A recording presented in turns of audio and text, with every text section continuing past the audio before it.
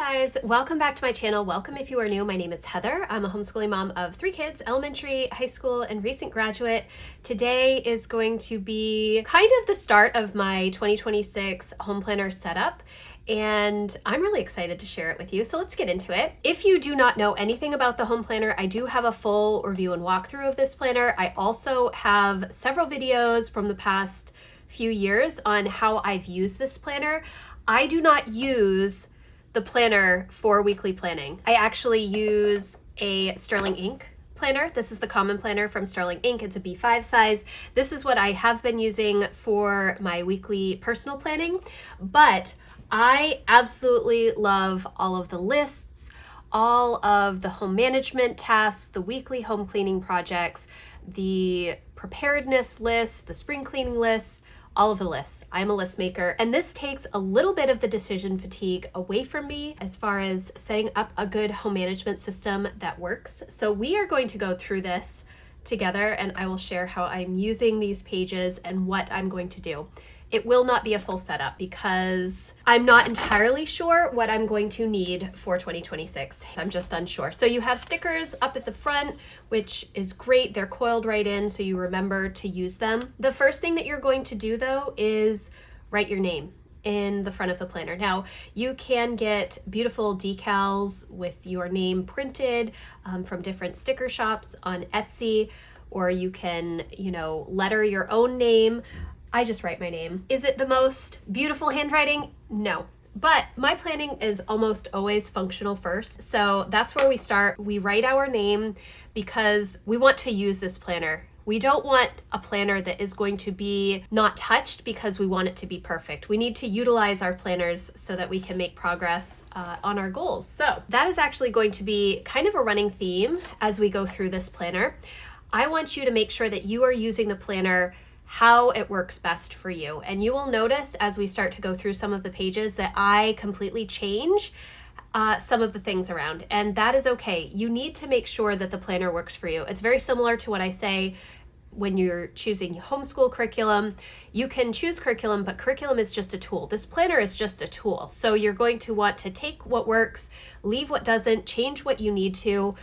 It is a beautiful planner, and it is a great place to start, especially if you're working on home management for your goals, or if you've moved house and need a new home management system, or you just want to have something written down in front of you so you don't have to think about it. So you kind of want to figure out what is the purpose for your planner. What is the reason that you have this planner? For me, like I've said, it is the lists. The lists are very helpful. It is one less thing that I have to think about. Now, I do have to go through those lists and make sure they're going to work for my home and my particular family, but you want to make sure that you understand why you have this planner and what you want to use it for. This planner really helped me finally figure out a home management system that works for me. I had such a barrier when we moved house in 2020 with COVID and everything like that. And so when I found this planner, I think I found it around the summer of 2022 and actually purchased my first planner in that September timeframe when it was released. It was like a breath of fresh air because I hadn't seen a home management planner before. I would recommend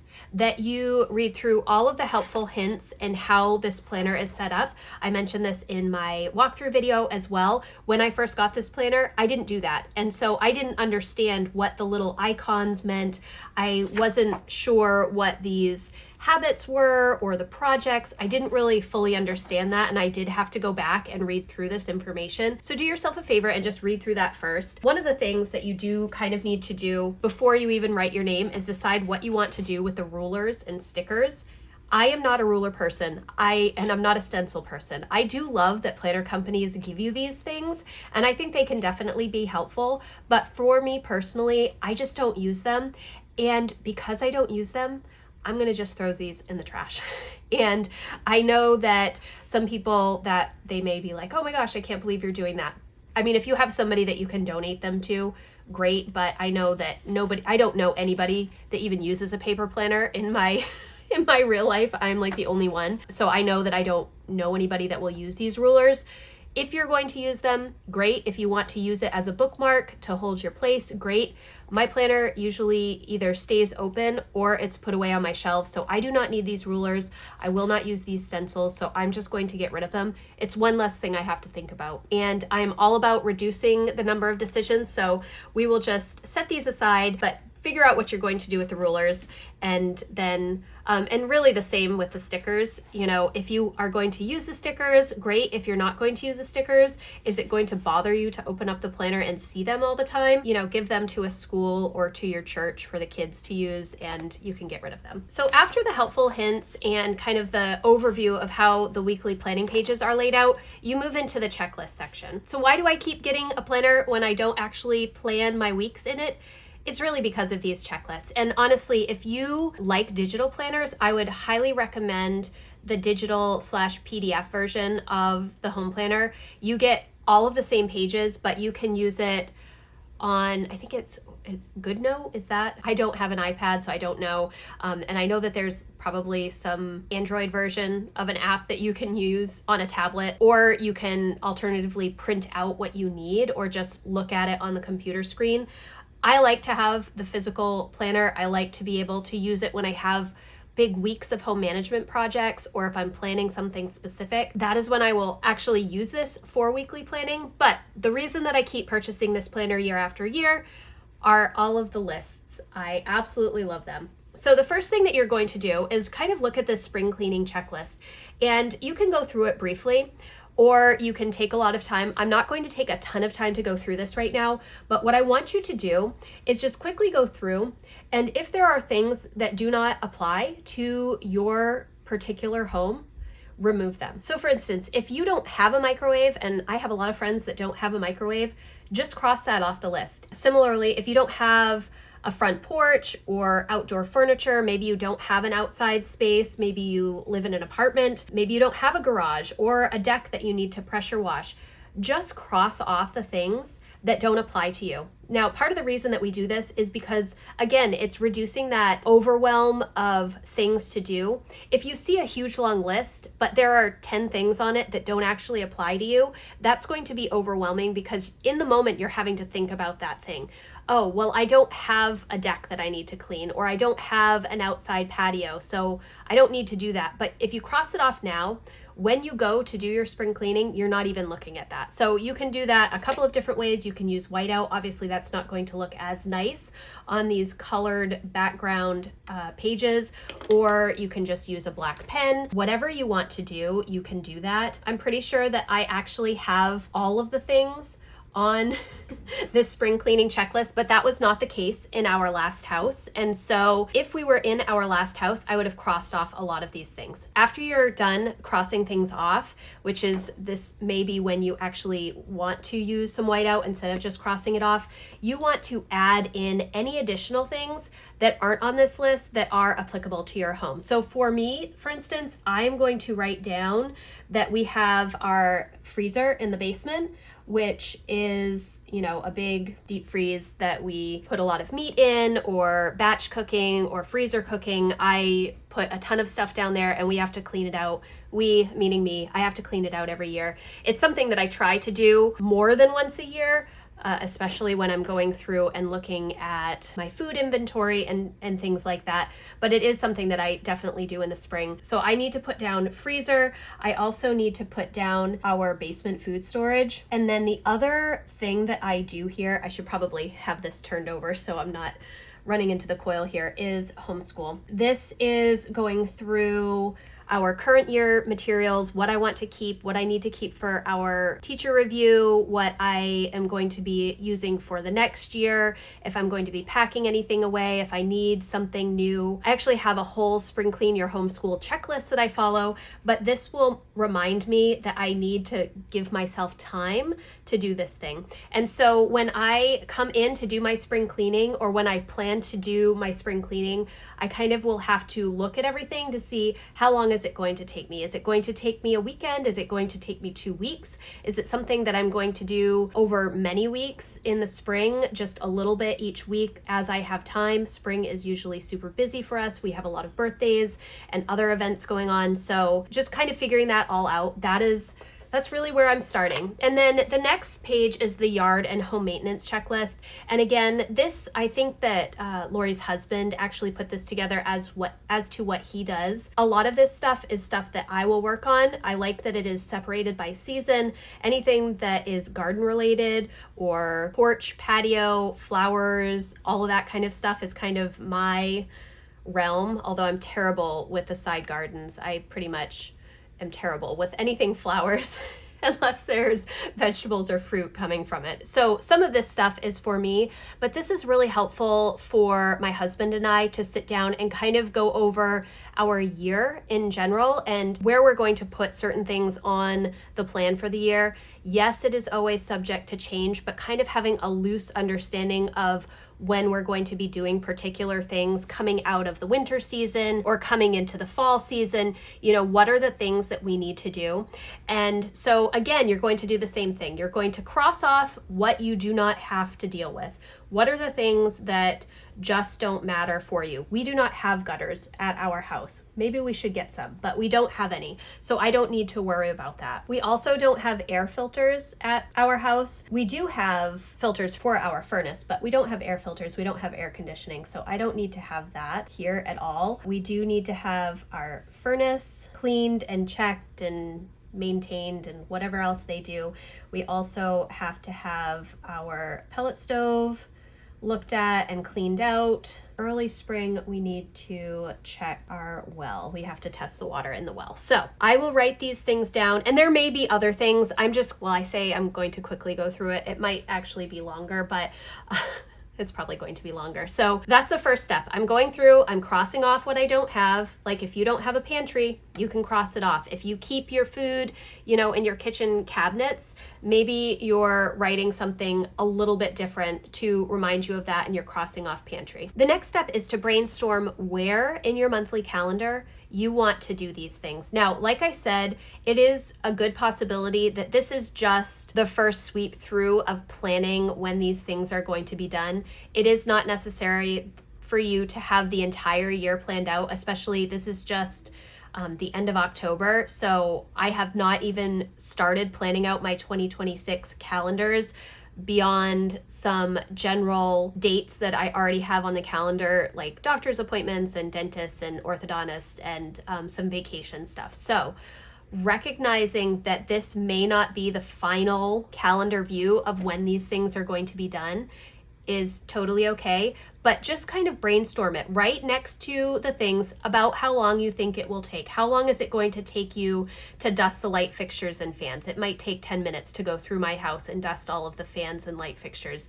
We don't have a huge house and we don't have a lot of ceiling fans. It might take you a lot longer, especially if you have cathedral ceilings and you have to get some things to go really high up in the air. Just kind of guesstimate what the time commitment is, and then go through and write down some of those things or around when you might want to do some of those things. So that's the next step. I just kind of brainstorm when I want these things to be done. The spring cleaning is something that I pretty much have full control over. The yard and home maintenance stuff is stuff that I do need to discuss with my husband, but having stuff already planned on particular days or for particular weeks is very helpful. Obviously, there's still some conversation that needs to be had, but the preliminary planning, now is the time to kind of list that out. Then you move to the company is coming checklist, and if you have company coming for the holidays, maybe you want to go through all of this stuff right now. Again, you're going to cross off things that don't matter and add the things that when company comes to your house that you want to actually manage. Do you have some particular meals that you always fix when company comes? Or would it be easier for you to have a set menu so every time people visit, you rotate through these handful of meals? If that is the case, then write it down. If it's not, you can just ignore these sections. Obviously, this is not going to give you a ton of space for groceries, but if you have things that you're always making and you always purchase when company comes, just write that stuff down ahead of time. Again, you're getting rid of decision fatigue because you are making the decision about meals and other things in advance. You're going to do the same thing with the vacation checklist. Are there things on here that do not affect you? Are there things that you definitely need to have ahead of time? Are there specific things that you need to have on your list for packing, make sure you write those down. Obviously, there's not a ton of space here, so you do have a note space, but I would recommend just taking a note page or even printing something out and then just taping it in here so that you can flip it up. If you do a lot of vacations and you have some specific things that you need, I would definitely do that because, again, it's just something easy. Or alternatively, you can have something just online that you can print out as needed. Go through things that don't matter. You can cross off things that matter. Great. I don't do a ton with the vacation or the company is coming checklist, but whatever you need to do for those, just take the time to do it now. Then we're moving into the Christmas checklist section. And this is great, especially because we are going right into the holidays. I kind of appreciate that you have these checklists in here and you kind of get this planner in the fall. So I'm not even using these necessarily for Christmas of 2026. I'm looking at it for Christmas of 2025. And so when I'm coming in, I'm thinking about what we are going to be doing for this Christmas in 2025. Now, obviously, if you get this planner right at the beginning of January of 2026, or even, a quarter into the year, you can still use this for next year, and it does give you a starting place. But for me, because I get this usually in September, I tend to use this Christmas checklist for the Christmas that's coming up. So again, you're going to go through planning and baking, shopping, Christmas cards, gifting, baking supplies, remember to, gift wrapping supplies, and gift lists. I actually have an entire notebook that I use for holiday planning. And where is it? It is right here. It is a little notebook that I got from Cultivate What Matters. I always buy all of their little notebooks. They are super cute. And I use this for multiple years. Usually 3 or 4 years is what I end up using one of these little notebooks for. It helps me to keep presents straight. I have lots of nieces and nephews and people we buy presents for throughout the year. So having it all in a notebook helps me remember what I've purchased in previous years, because I tend to like to purchase the same gifts for everybody often because I like them. And so anyways, so go through.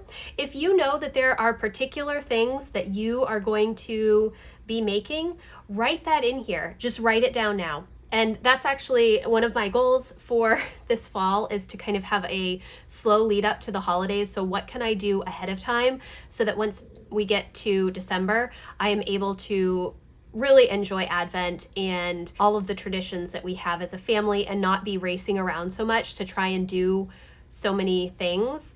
That's my hope. I've been working hard at getting there. I'm not there yet, but that's how I use these Christmas checklists. Now we move to the weekly home project schedule. And this right here is the one page that made me purchase this planner to begin with, because I absolutely love how it is organized. Now, a couple of years ago, or it might have been last year, I think it was maybe 2024, I actually went through and wrote down all of the projects that were applicable to me and what I wanted to do on different weeks. There were some things that I had to change, and there are some additional things that I wanted to add to this that were not on here. And so essentially what this does is it has the first half of the year and then it repeats for the most part. There are a few different things in the spring versus the fall, but for the most part, they are in line. So the first project is to organize your pantry, January, and then the first project in July is to organize the pantry. Then clean fridge, freezer, under the kitchen sink, spice cabinet, food storage containers. So essentially you're going through your house twice a year, really deep cleaning it. What I also like to do is add in my vacations, and I like to add in some of the other things that I do. Like we have a first aid closet. I also like to make sure that I am going through and doing the food inventory. And so I know that I need to have those integrated into my weekly projects as well. So I kind of change things around a little bit. Some of the projects are very quick and easy, and some will take a little bit more time. So it really depends on you as a person and what your family in general needs and what your home needs. When I first started using this back in 2023, I was just trying to go right through the list and just do the things on the weeks. However, once I realized that some of these things didn't apply to me and there were other things that I also wanted to add to the list, that's when I started to write them out and kind of move things around a little bit. And that just goes back to what I said at the start. You need to make sure that the planner works for you. And so if you need to change things around, it's okay. You want to make sure that it's going to be something that you use, because if you have a planner, even if it's the most beautiful planner in the world and you're not using it, there's no point in having that planner. So I end up transferring a lot of this information into the physical planner that I'm using for the year. I still have it here, and I will white out the ones that I don't do on the particular weeks and write in the new ones. Some of that does come later once we have our final vacation schedule for the following year. A lot of the stuff for the second half of the year, I don't look at until my mid-year reset, where I'm going through and making sure that I have all of the big things on the calendar for the second half of the year. But going through and doing this now, again, looking at your months, where are there things that maybe aren't going to align with your particular life? Maybe you have a lot of birthdays in one month, and so you don't want to be doing a lot of big projects. Or maybe you want to combine a few projects because you're going to be on vacation for a couple of weeks in the summer, and so you just need to go through and figure that out now. Again, if you're figuring this stuff out ahead of time, it's just going to save you mental energy later on. And so that is what I do here. And then this emergency prep checklist, I think, is so great. This is something that they added for the first time in 2025. And I think that it's something that we don't necessarily think about a lot, but it is something that is important to consider. Natural disasters are quite common, especially it seems like recently in the past couple of years, there have been a lot of them. And so having kind of a plan in place is important. We live out in the boonies and we're on a well, and so we need to make sure that we have ways to get water if we lose power, which we lose power a lot in the winter. So making sure that we have things in place to be able to manage those outages is very important. And this is really just a baby emergency prep checklist. I think that it is a great thing to start with, but I do recommend always going a little bit further. And because of that, I always recommend this book, Survival Mom by Lisa Bedford. She has so much great information in here, and lots of helpful tips and extra resources that obviously this is much more than this one page. So if you are looking for extra help and how you can be fully prepared, how to prepare your family for everyday disasters and worst case scenarios, I know that may seem extreme, but it's really not. So definitely recommend that book. Now, the next section is the monthly checklist and the bill payment schedule. I don't use the bill payment schedule because I have a different budgeting tool that I use, but the monthly checklist is something that I started using, I think, in 2024. I don't even think I started it at the beginning of 2024. I think it may have been like the last half of the year or even maybe the last quarter. And essentially what I did was I decided that I wanted to write down all of the random things that I have to do each month for cleaning tasks, because I look at this as a home management planner. It is strictly for home management. It's not necessarily for goals or anything like that. And so I'm looking at the monthly checklist. What are the things that I have to do monthly to make sure that my home is running smoothly? So that is things like cleaning my washing machine, cleaning the dishwasher, cleaning the oven, checking our food inventory. I actually do have a list of things that I wrote down: giving our dog meds, cleaning the sink drains in our bathrooms, dusting the ceilings, cleaning the bathroom vents, cleaning the dryer, I don't know what it's called, the little dryer exhaust tube thingy, and vacuuming the fridge coils. All of those things are things that I will write down here. And then I have designated one day a month where I just go through and do those things. It takes me a couple of hours in the morning to go through them all. It's not a huge list of things to do, and in my current life stage, it's very easy for me to get through them in a morning, and so that has been the easiest thing for me. But if you have littles, or you just don't have dedicated time to do some of those home management things, you could also parcel it off to do a few things each week, and then just pick a day each week where you're going to work on that list and kind of just go through the list until it's all done in 1 month, and then you can start at the top again. I am in the process of going through all of my rhythms and systems for my monthly cleaning tasks, my weekly rhythms, planning, homeschool, all of that kind of stuff, as well as my daily habits. And so I do not have a finalized checklist to write down at the moment. I do have kind of something that I've been working off of for the past year or so, but I know that not all of those things need to be done monthly. Some of them are more quarterly tasks at this point. And so I am in the process of going through all of those things right now. So stay tuned, because I will definitely be sharing that with you guys as soon as it is done. But that is how I use this monthly checklist. And I really like to be able to see how I'm checking things off each month. And again, if you don't want a physical planner, having that PDF version, you can just print this out and then keep it either in a home management binder or on the side of your fridge and just pull it out on the day or days that you are working on those cleaning tasks. Very, very useful. So then you have a personal goals section and the looking forward section. This personal goals section I do not use because I use a PowerSheets goal planner. I absolutely love this system. I love the reflection, the prep work. I love the tending list, the space to break down my goals and the projects that I'm working on, all of that kind of stuff. So I don't need to use this section. It does have enough space to have a line for each week of the year. So if you're tracking something specific like weight or miles run or books read or minutes read or some sort of personal development type thing, that is a great place for this. And similarly, the looking forward section, just writing down some things that you want to do this year. I look at this as more of an encouragement page, having some books that will motivate you to do certain things throughout the year. Same thing with podcasts. But I don't necessarily use these sections. Then you move into kind of your year at a glance, where you have 2026 and 2027 mini monthly calendars that will help you kind of plan out your year.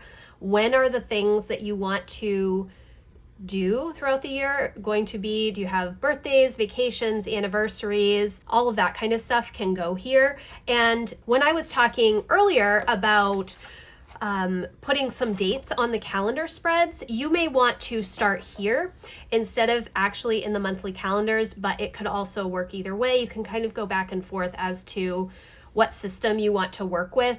This is something that I would mainly put like the big events for the year. So you may actually want to start here and then look at the different tasks to kind of judge when you want to be doing certain things. If you are like me and have 4 or 5 birthdays within 9 days of each other in May, you may not want to plan a lot of home management stuff or spring cleaning stuff in May. You may want to do that in April or March. So having an understanding of your year ahead before you start planning things, I think obviously would be helpful. The next 2 pages are a lot of fun. And again, I know that I'm not filling out a lot of stuff right now because I don't use this for my future planning. I keep that in my actual planner. But if you are using this as your planner, you definitely want to fill out this section. A lot of these sections I can't do until I've completed all of my other prep work for my year ahead, but we're just going through it. I do really like these pages, even though I use a goal planner. I like this Dream Big Home Project List and the financial goals. And one of the reasons is it just gives me a defined space to write specific home projects, specific financial goals, and I can kind of keep these here. They may also show up in my PowerSheets prep work when I'm going through and doing all of that at the beginning of the year, or they may not. It's really interesting when you go through the prep work of any goal planner, what ends up becoming a focus for you for the coming year for goals. So there may be a lot of things that I want to do, but they may not be on the plan for the year ahead. But having a place to write them and keep track of them is very, very helpful. This is something that I will most likely do in December, right along with my prep work for my PowerSheets. And then you have some notes pages, which obviously you can use for whatever you want. Then the next sections that we're going to be going through are actually the weekly planning sections. And for this, I actually grabbed my brain dump journal from Cultivate What Matters. And the reason that I have this is what I'm going to do is I'm going to write down all of the habits. These are morning and evening habits. And then I'm also going to write down all of the weekly cleaning tasks that are listed here.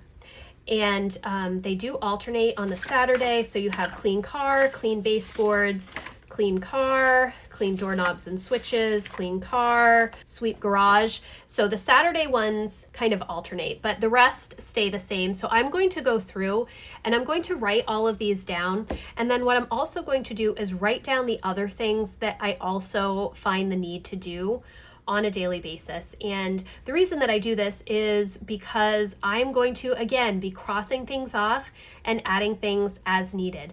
And then once I come up with what I need and what I don't need, I can come up with a good list in my planner. And that is what I will work off of. Because what I found when I first purchased this planner is that I don't necessarily do things on the days that they are laid out in this planner. And it was tripping me up because I was trying to follow it exactly. And whenever you start a new system, that's a great place to start. Just try and follow the plan. However, oftentimes you have to adjust it. And once I started adjusting things and taking things off that really didn't matter to me, for instance, laundry, I do not do laundry every day. I do laundry twice a week, and I usually do about 3 to 4 loads in that particular day. Plus I have like a sheets and blankets day. I don't do a load of laundry every day.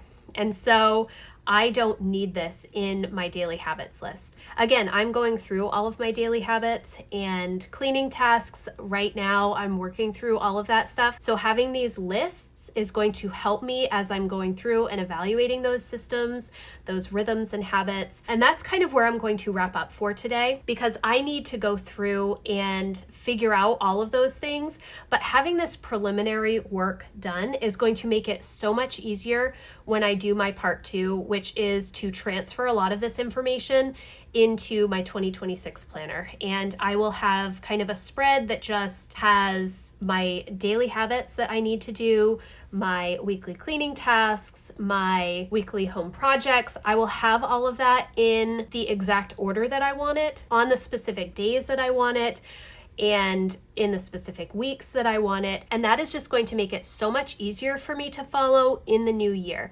I will have pre-made the decisions ahead of time as to where I'm going to do things. And again, like I said, you know, if everybody gets sick and I'm supposed to be spring cleaning that week, that's obviously not going to happen, and we're going to have to adjust the schedule. But if I have, for the most part, everything laid out, I will then have the opportunity to say, no, I'm going to skip this stuff this particular week, or I'm going to try and move it to a different week and then manage it that way. So you have pre-made a lot of decisions, and it will just help your home run a little bit smoother in the new year. At least that is how I feel that it works. So thank you guys so much for watching. I hope that you enjoyed this little peek into me setting up my home planner and what I do. And obviously, once I have everything set up, I will share it with you. I will share the days that I'm doing particular tasks. I will share the additional tasks that I add to my list. All of those types of things will be coming. But thank you guys so much for watching. If you like this video, please give it a thumbs up. If you're looking for more help and encouragement around home and goals and homeschool, I would love for you to come check out my membership community. We will be going through the prep work for goal setting together in the month of December, which we do each year, and I would love to have you. So again, thank you so much for watching, and I will see you in the next video. Bye guys.